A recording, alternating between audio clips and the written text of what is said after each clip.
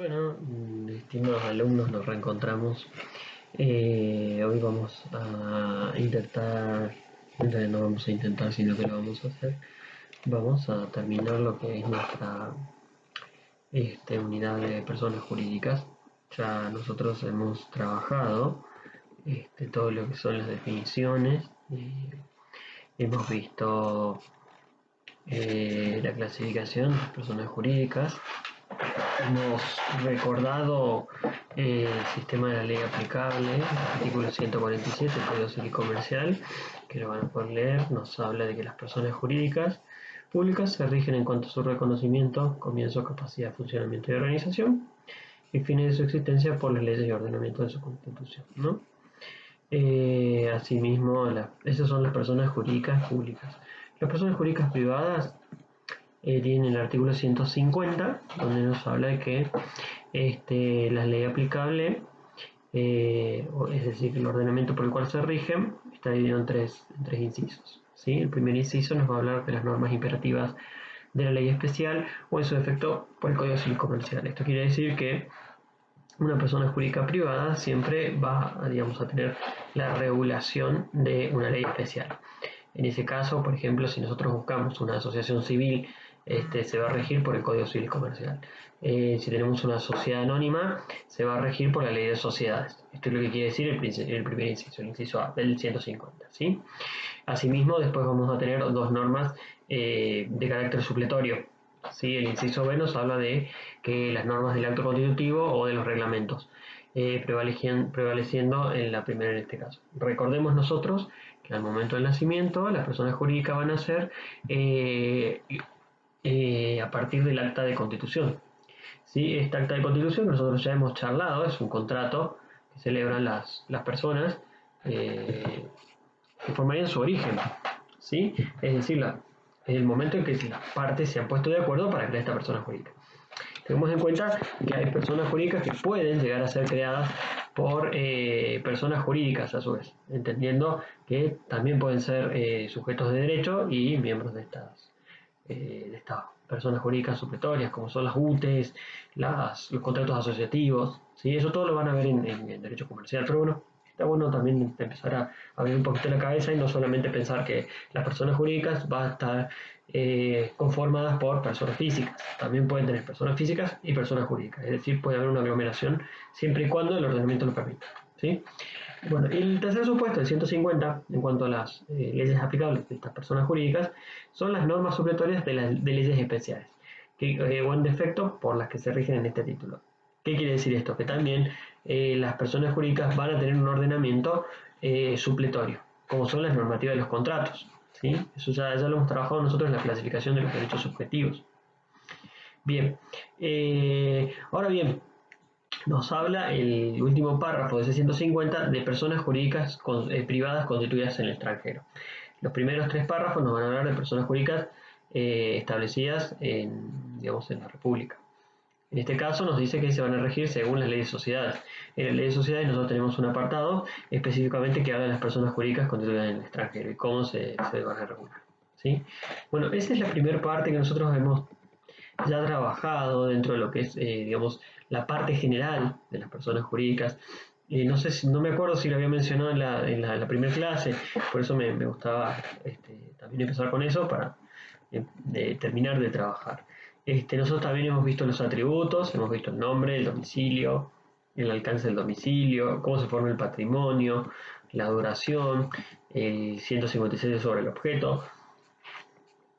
Este 156 que es muy importante porque nos va a puntualizar y nos va a determinar específicamente cómo la persona jurídica va a regular su funcionamiento y su capacidad de derecho por el principio de especificidad. Es decir, el objeto nos marca hasta dónde y en qué tipo de relaciones jurídicas la persona jurídica va a ser parte. ¿Sí? Bien, con respecto al estatuto lo hemos trabajado, el gobierno, administración y fiscalización de los órganos también lo hemos charlado, el deber de diligencia y de lealtad de los administradores también, hemos desarrollado ese tema. Y luego ustedes van a tener en sus códigos civiles y comerciales la responsabilidad de los administradores. En ese caso hemos desarrollado toda una clase sobre responsabilidad de personas jurídicas. Me parece muy importante que ustedes me planteen las dudas en cuanto a responsabilidad de personas jurídicas. Vamos a trabajarlo con algún pequeño práctico, pero después del parcial, porque esta unidad no va a entrar en el parcial. Ya les he publicado, voy a republicárselos dentro de lo que es nuestro tablón del Classroom, las unidades que va a abarcar y la metodología para que ustedes tengan específicamente determinado qué es lo que entra en el parcial y qué no. Me han preguntado hemos evacuado algunas dudas, les he mandado los tutoriales a instancias de ayer. Han tenido a disposición un pequeño cuestionario que no tiene que ver con la materia, pero sí es la modalidad que vamos a adoptar. Si necesitan otro tipo de ensayo lo podemos hacer, no habría ningún problema. Lo que voy a hacer es precargar, ya les voy a precargar las respuestas para que ustedes, una vez realizado el examen, tengan la nota. ¿Sí? No lo voy a hacer manual, sino lo voy a hacer automático para que no tengan una demora digamos, ustedes se entreguen y ya tengan las notas del parcial. Seguramente si seguimos nosotros en estas circunstancias o en esta mecánica de clases virtuales, el próximo parcial va a ser de la misma manera. Me han preguntado mucho sobre el tiempo. El tiempo del parcial es muy acotado, esencialmente porque no tienen que trabajar solos, ¿sí? Es un mecanismo de evaluación. Si yo les doy más tiempo, corro el riesgo de que ustedes no me estudien y se quieran copiar la respuesta, que no es el sentido de ese examen. Ya de por sí es bastante nuevo para todos rendir de manera virtual. Yo lo he hecho en algunas otras materias y esta es la mecánica. Es decir, ustedes tienen un tiempo y ese tiempo lo van a tener que respetar. Si no es respetado el tiempo, no van a aprobar el parcial. Por eso les pido que hagan su estudio a conciencia para poder responder un cuestionario. ¿Sí? No va a ser muy difícil, eso se lo voy a asegurar. Si ustedes estudian, lo van a poder responder de manera muy bien, como seguramente lo van a hacer. Luego quizás les mande algún tipo de audio para comentarles algunas otras cositas y podamos nosotros charlar. ¿Sí? Bien. También hemos trabajado nosotros lo que podría llegar a ser la transformación de las personas jurídicas, volviendo a las personas jurídicas. Todo lo que puede ser la transformación, cómo desaparece la persona jurídica, qué va a pasar con su patrimonio. Acá también es bastante importante el tema del patrimonio, porque nos va a decir qué es lo que pasa con la liquidación, ¿sí? Qué es lo que va a pasar con este patrimonio, este conjunto de bienes. Y ya en el capítulo 2 nosotros empezamos a hablar de lo que en su programa tenemos como parte particular, digamos una parte bien específica sobre las personas jurídicas en particular. Y empezamos con las asociaciones civiles. El artículo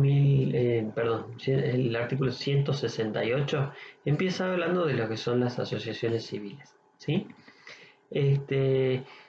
Tenemos que tener en cuenta determinadas o puntualizar determinados sentidos, que las asociaciones civiles siempre tienen que tener un interés, o en realidad su objeto siempre tiene que ser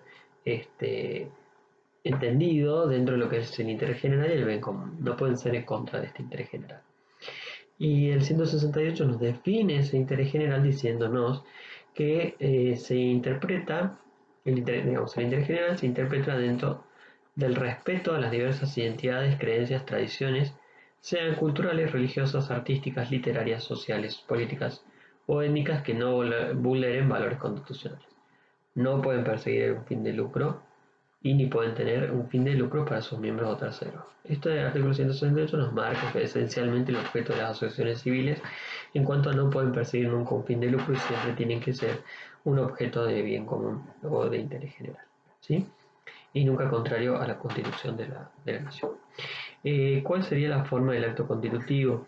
El 169 nos da una forma específica que nos dice que tiene que ser otorgado por instrumento público y ser inscrito en el registro correspondiente una vez otorgada la autorización estatal para funcionar. Hasta la inscripción se aplican las normas de las simples asociaciones. ¿Qué quiere decir el 169?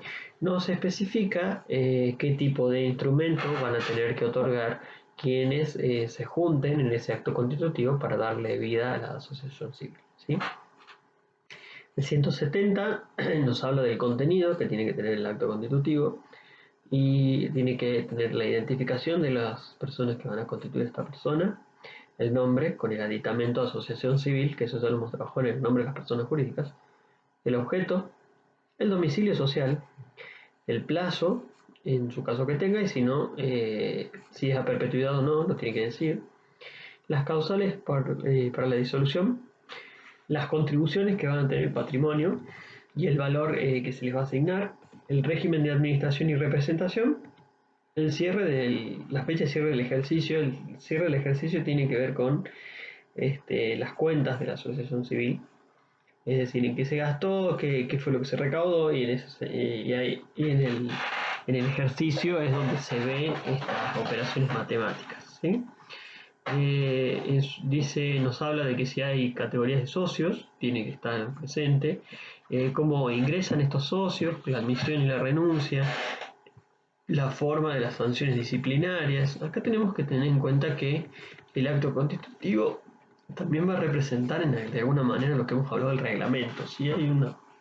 Hay doctrinas que nos dicen que aquí es donde se ha mezclado un poco la naturaleza jurídica del acto constitutivo con el reglamento, pero en realidad podría llegar a dividirse en el acto constitutivo específicamente si nosotros empezamos a hablar de estas cuestiones, por ejemplo la admisión y las sanciones de los miembros, estaríamos ya en lo que es el reglamento, pero bueno, digamos, sería como una carta magna de constitución. Bien, también los órganos de gobierno van a estar acá en la Constitución, cómo se va a liquidar y qué va a pasar con esos bienes. En el caso del destino de los bienes, al no tener un fin de lucro, nos dice que va a poder atribuirse a una entidad también de común y público-privada que no tenga fin de lucro, es decir, lo que quede del patrimonio va a poder ser donado a otra persona jurídica. Bien, el 171 nos va a hablar de los administradores y nos dice que ellos deben ser asociados, y todos los asociados tienen derecho a participar en la comisión directiva. También nos va a decir qué es lo que va a prever el estatuto en cuanto a los cargos, y tienen que definir la función de cada uno de los administradores específicamente. Aquí nosotros encontramos lo que son las funciones de presidente, secretario y tesorero, que son asimilables a los órganos de administración, ¿sí? Pueden también tener vocales. También el órgano de fiscalización, ahí hay una pequeña diferencia en cuanto a los órganos de fiscalización. Pueden ser personas que no estén asociadas en la persona jurídica, ¿sí? Ese es el artículo 173. Bueno, ¿y cómo controla el Estado estas asociaciones civiles?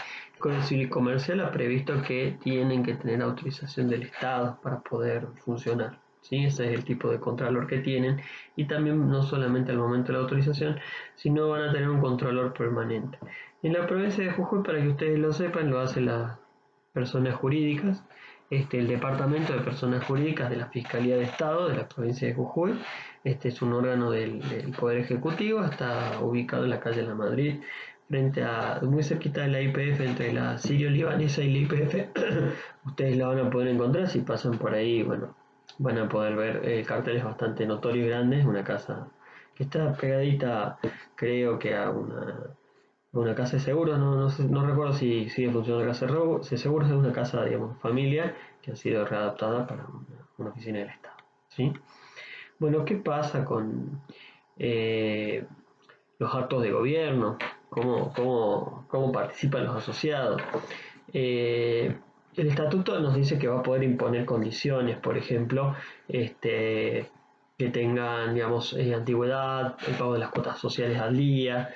Esos son restricciones parciales que pueden ser subsanadas. Ahora lo que dice el 175 es que no puede haber restricciones totales de ejercicio de los derechos de los asociados. Por lo menos tienen que tener derecho a ser escuchados. Sí, el 176 perdón, nos habla de cómo bueno, los directivos ya dejan de estar en sus cargos, dice que bueno, van a cesar, ya sea por muerte, declaración de incapacidad, capacidad restringida, inhabilitación, lo que hemos visto nosotros en la unidad 5 y 6 con respecto al ejercicio de los derechos. Bueno, está aquí reflejado, por eso también es bien importante saberlo. Y van a parcial, acuérdense. Vencimiento del plazo por el cual fueron designados, renuncia o remoción. ¿Sí? 176 también tiene una pequeña cuestión que habla que no se puede restringir la remoción perdón, y ni la renuncia de las personas que forman parte de los órganos de gobierno. ¿Sí? Bueno, el 177 ya nos empieza a hablar de responsabilidad. Dice que la responsabilidad de los directivos que se extingue por la aprobación de su gestión, por la renuncia o transacción resuelta por asamblea ordinaria. No se extingue si la responsabilidad deriva de la infracción a normas imperativas y si en la asamblea hubo oposición expresa fundada de socios o asociados con derecho a voto con la cantidad no menor de 10% del total. En este caso, quienes se opusieran podrán ejercer la acción social de responsabilidad prevista en las leyes de sociedades, en las leyes especiales. Bien, en este caso nos habla de cuándo los directivos van a tener, digamos, ya no van a ser responsables por lo que han en sus actuaciones. ¿Se acuerdan el régimen general de responsabilidad de los administradores? Cuando la persona jurídica le aprueba lo que ha actuado, ya la persona jurídica pasa a ser la responsable de sus actividades. Ahora, en ese caso extinguiría la responsabilidad. ¿Qué es lo que pasa? Para no extinguir la responsabilidad, cuando han, digamos, vulnerado normas imperativas. Cuando hay una comisión de un delito, por ejemplo, en ese sentido no va a haber posibilidad de que la persona jurídica lo pueda aprobar y de esa manera extinguir la responsabilidad. Va a seguir vivo. Y ahora también el sistema de cuando en la asamblea haya la posición de unas asociadas. Tiene que tener por lo menos el 10%, ¿sí? Para que ustedes se acuerden si en algún momento tienen un problema en el estudio que vengan a consultarnos. Bueno, ¿qué es lo que pasa con la participación en las asambleas? Nos da unos pequeños requisitos. Dice que cuando tienen que tener el pago correspondiente al mes anterior al día y no puede impedirse la participación del asociado que no esté en mora, ¿sí? Al momento de la asamblea, ¿sí? De la realización de la asamblea. ¿Cuándo pueden ser excluidos los asociados de la asamblea? Nos dice que pueden ser excluidos por causas graves previstas en el estatuto. Dice el procedimiento debe asegurar el derecho de defensa del afectado. Si la decisión no es, digamos, la decisión no hace cosa juzgada, es decir, es susceptible de que el asociado pueda apelar, ¿sí? ¿Qué es lo que pasa con la responsabilidad de los asociados? Acá el 181 es bien interesante y bien importante. Dice que los asociados no van a responder en forma directa ni subsidiaria por las deudas de la asociación civil. Su responsabilidad es limitada al cumplimiento de los aportes comprometidos al constituida o posteriormente y al de las cuotas y contribuciones. Es decir, el asociado en realidad él va a ser responsable únicamente de pagar la cuota, ¿sí? Las otras responsabilidades que surjan de la actuación de la persona jurídica o en este caso de la asociación civil va a correr por cuenta de la asociación civil, es decir, por el patrimonio de la asociación civil ya sí tenemos una responsabilidad resarcitoria, ¿sí? Bueno, ¿cómo se disuelven las personas? Bueno, perdón, el 182 nos habla de que el asociado no puede transferirse, y es intransferible. El 183 nos habla de la disolución. Las asociaciones civiles se van a disolver por las causales generales que ya nosotros hemos trabajado en la clase anterior y hemos hablado un poquito en esta misma clase. Y también cuando el número, dice, se reduce al número inferior al total de miembros titulares y suplentes de la comisión directiva y órgano de fiscalización. Si dentro de los 6 meses no se restablece ese mínimo. ¿Qué es lo que quiere decir? En este caso quiere decir que no hay la cantidad de gente suficiente como lo ha establecido el acto constitutivo o el reglamento. Si nosotros tenemos, por ejemplo, 5 miembros, que sería, digamos, presidente, secretario, vocal y 2 de órganos de fiscalización, si tenemos un número menor a 5, por ejemplo, nosotros tenemos 6 meses para restablecerlo, es decir, tenemos que traer a alguien para nombrarlo. En este caso, también tenemos que tener en cuenta que los del órgano de fiscalización pueden ser sujetos extra asociación, digamos, pueden no ser asociados. Hay que ver el número y hay que restablecer en un plazo de 6 meses, si no, vamos a la liquidación. ¿Sí? Bueno, ¿cómo se va a liquidar? Nos habla del 184 hasta el 186 cómo va el mecanismo. ¿Sí? Es bastante, digamos, fácil de entenderlo. Se va a designar una persona que va a tener que ver la cantidad de bienes y lo designa la asamblea en manera extraordinaria. Esta designación se va a tener que inscribir y publicar. ¿Sí? ¿Qué es lo que pasa? ¿Cómo se hace? Bien, en este sentido el artículo 185 nos da el procedimiento de liquidación y nos dice que se va a regir por las disposiciones del estatuto y se lleva a cabo bajo la vigilancia del órgano de fiscalización. Quien nos ha controlado durante todo el tiempo va a seguir controlando durante el momento de la liquidación de los bienes. ¿Sí? El patrimonio, acá hay una pequeña diferencia, ¿se acuerdan cuando veíamos la parte general? ¿Qué es lo que pasa? Ya al momento de disolución se pagan las deudas y se queda un remanente, esto no se va a distribuir entre los asociados. ¿Sí? Dice que en todos los casos debe darse el destino previsto en el estatuto. Si no está previsto a dónde va a ir este bien, el remanente va a destinarse a una asociación civil domiciliada en la República con objeto igual o similar al liquidado.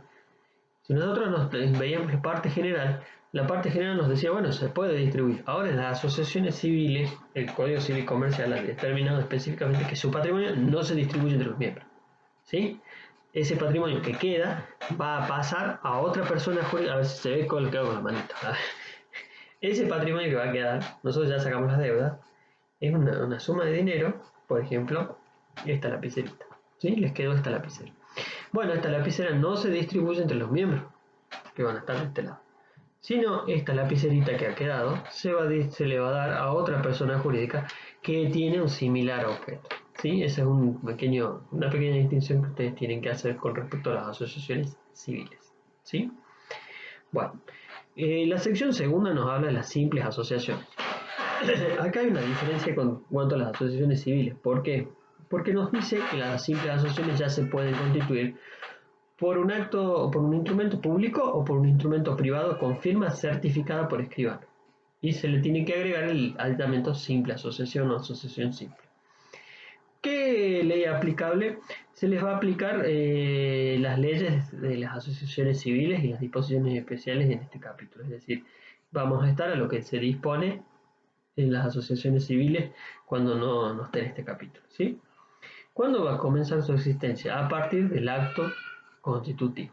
¿Sí? Desde ese momento empieza la existencia de la persona jurídica.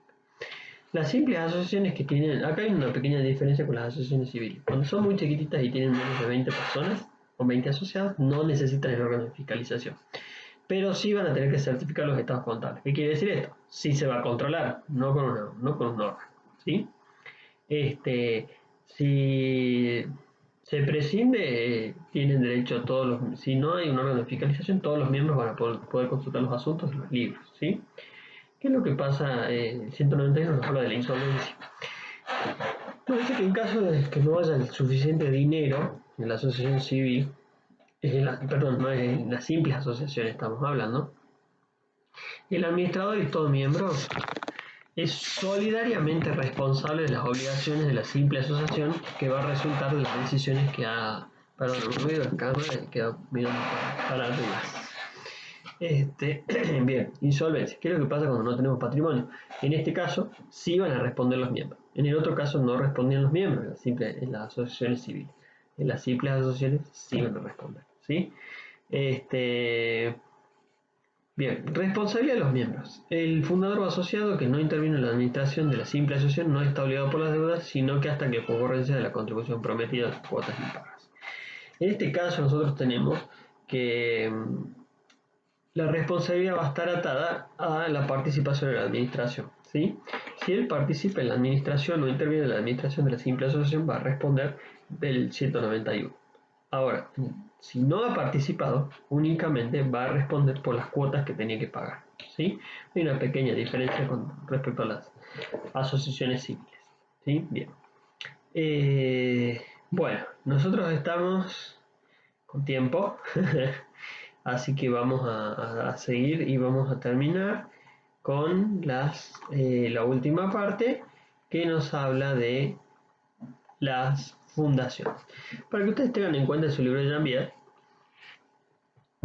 probablemente si no está actualizado, fundaciones van a encontrarlo dentro de una ley especial, ¿sí? En este sentido no ha variado mucho lo que estaba dentro de la fundación. Dentro de la ley de fundaciones se ha puesto el Código Civil Comercial. Y en ese sentido nosotros vamos a tener, digamos, una regulación muy similar, porque pueden hacerlo también, ¿sí? Bueno, ¿qué pasa con las fundaciones? Son personas jurídicas, sí, que se constituyen también por un fin común. Van a tener un requisito de que sí se tienen que constituir mediante instrumento público y también tienen que tener la autorización para funcionar del Estado, igual que las asociaciones civiles. Las simples asociaciones, recuerden, no, por el momento no tendría la necesidad de tener la autorización del Estado, ¿sí? ¿Qué va a pasar con estas fundaciones? Tienen un patrimonio inicial que tiene que estar al momento digamos, de su nacimiento y que tiene que posibilitar el cumplimiento. ¿Qué quiere decir esto? Que tiene que tener la plata para poder realizar sus actividades al momento de la constitución.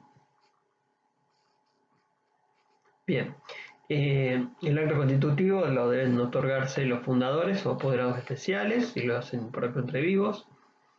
El instrumento tiene que tener los datos de los fundadores y digamos, qué es lo que pasa cuando son personas humanas y personas jurídicas. Pues, una persona jurídica puede constituir una fundación.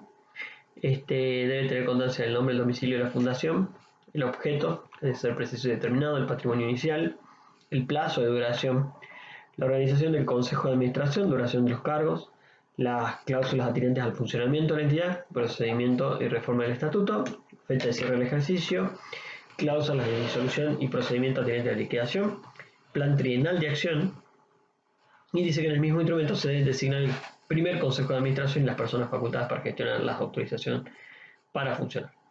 En este caso, el plan trienal, el inciso K del artículo 195, tiene que ver con esa cantidad de dinero para poder funcionar. Eso es razonablemente para poder funcionar.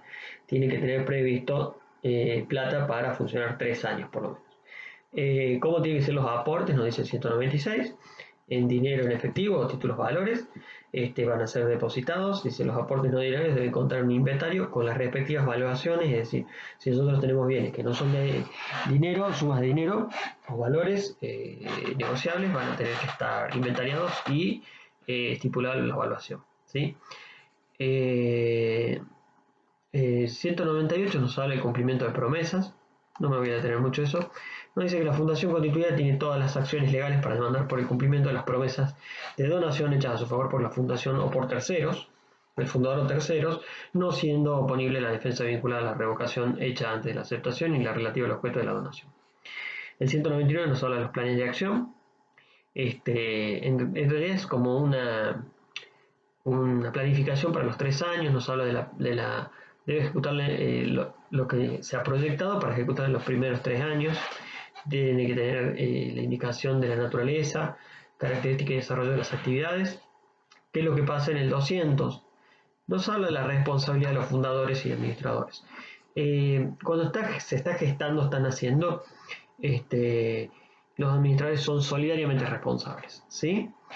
Hasta el momento que se les va a otorgar la autorización para funcionar. En este sentido tenemos digamos, una aplicación bastante supletoria de lo que son las simples asociaciones en ese término, ¿sí?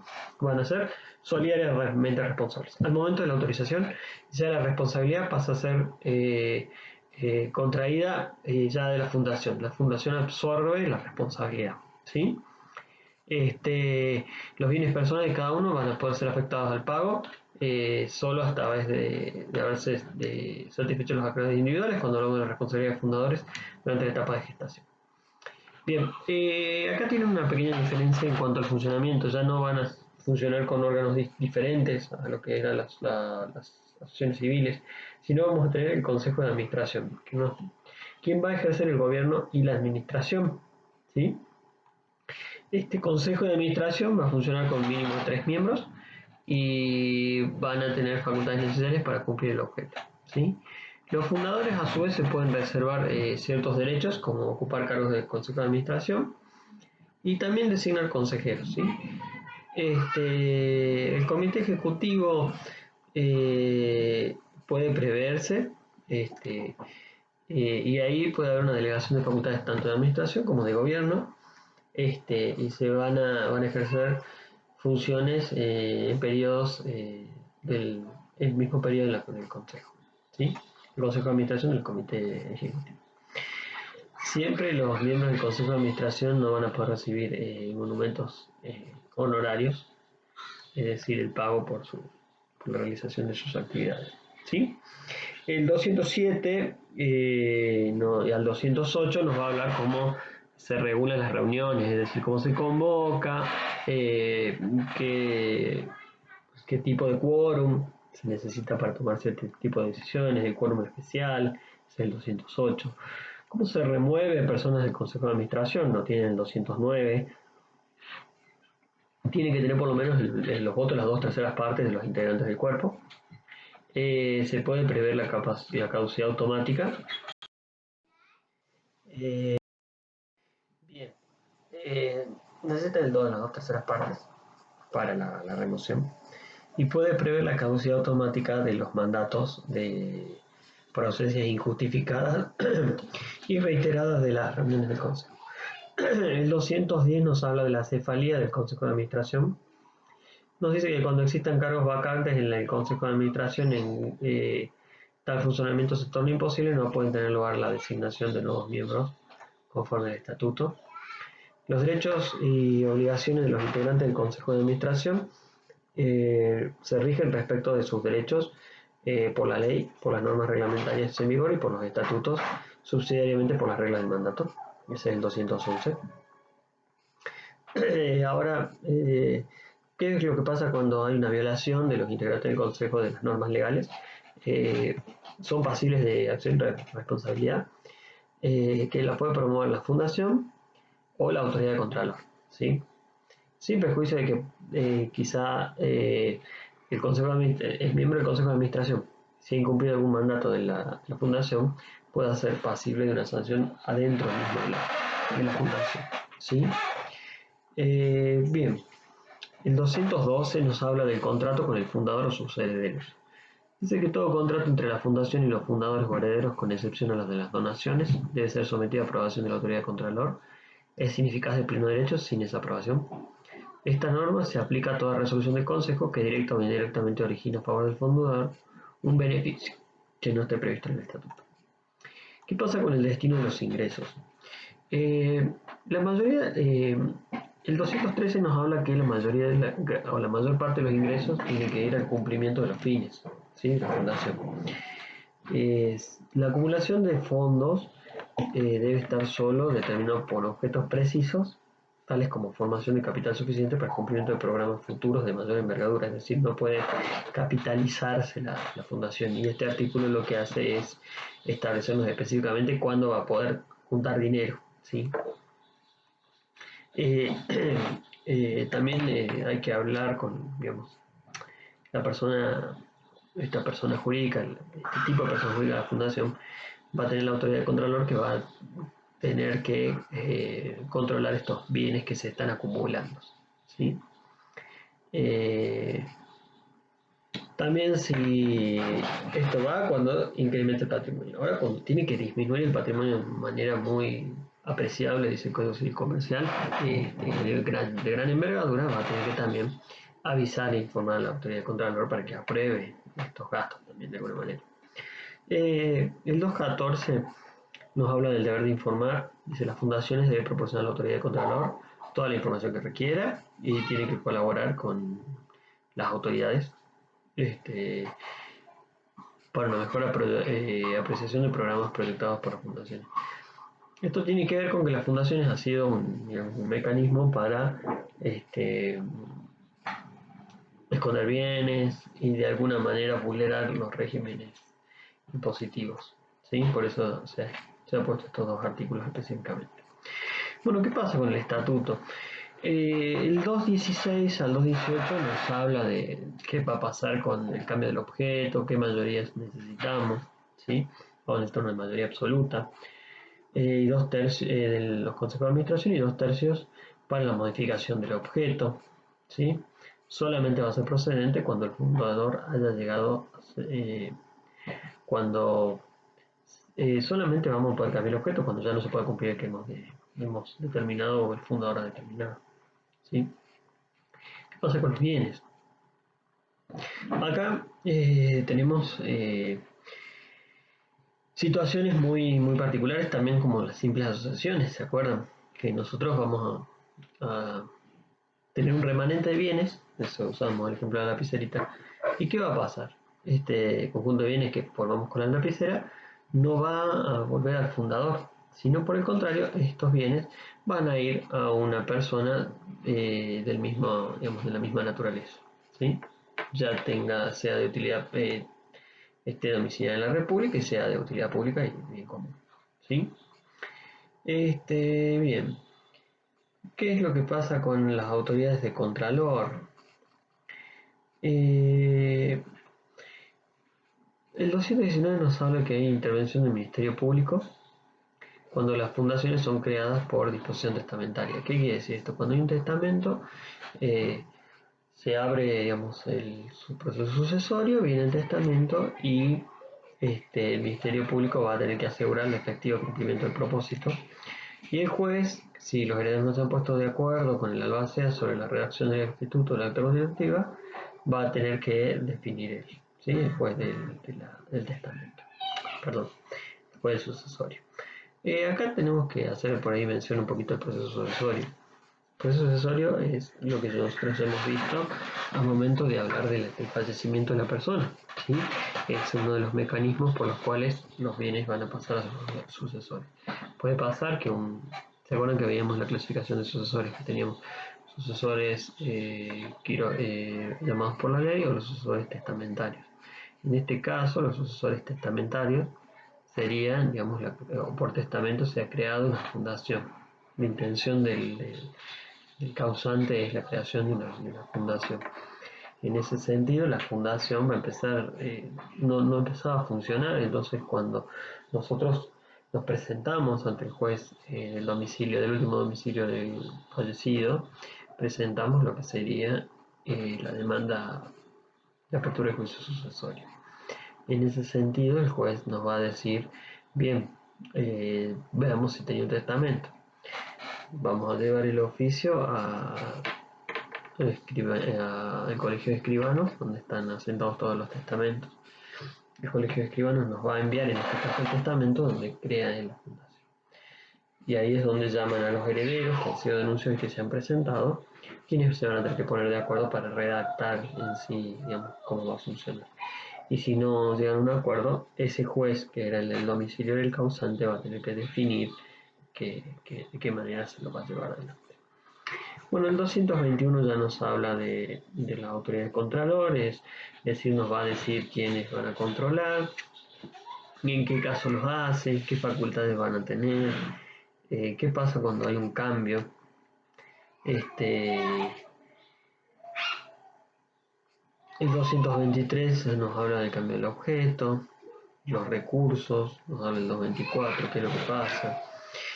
En realidad, cuando hablo de recursos, nos va a decir que las decisiones administrativas que denieguen la autorización pueden ser apelables por la fundación para que pueda, digamos, judicialmente tratar de rebatir esa decisión cuando sea ilegítima o arbitraria. Ilegítima cuando no esté de acuerdo a la regulación o la decisión se haya apartado de las normas legales de la autoridad de control o cuando se haya sido arbitraria, es decir, no hay fundamentos para llevarla adelante. Este recurso se va a hacer vía judicial, ¿sí? El artículo 224 nos dice que el recurso se va a sustanciar con el trámite más breve. En este caso, en nuestra provincia sería el juicio sumarísimo, ¿sí?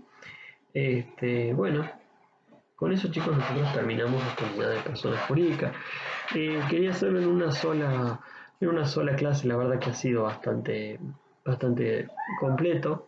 Si tienen alguna duda, no tengan inconveniente en planteármelo. Tanto en la plataforma Classroom como en los mails hacemos, digamos, la consulta. Me habían hablado de una clase de consulta, pero no hemos establecido fecha ni horario. Bueno, voy de vuelta a escribirles en el Classroom para ver si específicamente fijamos una hora y una fecha para hacer la clase de consulta. Seguramente será para la plataforma Meet, que es la plataforma que está asociada a Classroom. No lo hacemos por Zoom, entiendo que es más fácil hacerlo por Meet porque ahí ya están registrados ustedes. Quienes tengan que hacerlo o quienes estén trabajando con sus celulares, les voy a pedir que bajen la aplicación Meet para que podamos tenerlo. Cualquier cosa, de todas maneras, en la plataforma yo les trato de contestar lo más rápido posible. Así que bueno, chicos, siempre es un placer conectarnos y no se preocupen por el parcial, pónganse a estudiar, que no va a ser difícil, se los aseguro. Así que bueno, chicos, hasta que nos conectemos nuevamente. Muchos saludos.